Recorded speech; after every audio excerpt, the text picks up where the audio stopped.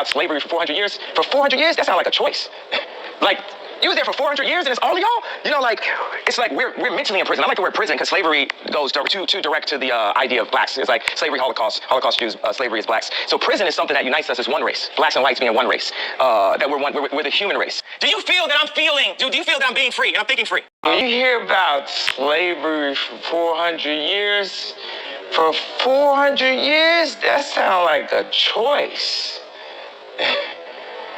Like, you was there for 400 years and it's all of y'all? I don't believe that slavery existed. Well, at least the way that we were taught. I definitely don't believe that slave ships existed. Over the past 10 years, more research has shown that it is a possibility that slave ships never existed, along with the actual debate about slaves. Were they labor workers or were they slaves? I would say that Dane Calloway is one of the best researchers in this country when it comes to the discovery of the truth. He has provided proof and evidence. He's also a great author and mentor. Back in 2015, there was a student by the name of Kobe Barron who discovered there was a possible error in the book, in his geographical book that he was reading at, I do believe it was Pearland High School in Houston, Texas. What the caption said next to a picture of the map of the United States describing patterns of immigration, it read that the Atlantic slave trade brought millions of workers from Africa to the southern United States to work on agriculture plantations. This book was published by McGraw-Hill. Now, McGraw-Hill is a well-known publication company. It's also our major main source of our indoctrinated education. The same education system that taught us all about slavery in the first place. Now they have replaced the same indoctrinated word with the word workers. Now I have to explain this, and I have explained this before, that they must put the truth in plain sight. I believe that this is a part of the Carnelian law. In other words, they must tell us the truth in plain sight, and that's what it is. Now, if you're not familiar with what Carnelian law is, and I may be pronouncing this wrong, it's a spiritual law of karma. You don't hear a lot about this. This is something you're going to have to do deep research about because they don't talk about it.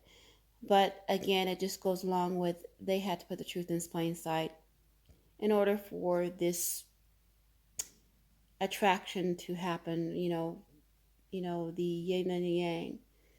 To get back on topic, the debate of whether slavery or slave ships actually existed, the debate of the actual photographs of the pictures versus the drawings of the pictures, because photography did exist in that times. If you check the time period, you'll see that photography was a possibility. So where are those pictures that correlate with that? And also there's another discussion, another debate, who were the actual inhabitants of the Americas prior to the discovery of the so-called discovery. That is a debate that we have to bring up on this video because it goes along with the existence of the actual slave ships. Because if there were inhabitants of the Americas before, there would be no needs for having a slave ships. Okay, now this is going to bring up the topic, well, if there was no slave ships, was there a possibility of still being slaves? Absolutely. Okay, absolutely possible. There's also a possibility of the actual immigration was that of having workers come over here to work on what the Americas to what it is today, the whole Atlantic trade system. But like I said, you have to do your own research and make your own determination. The research is there, the evidence is there.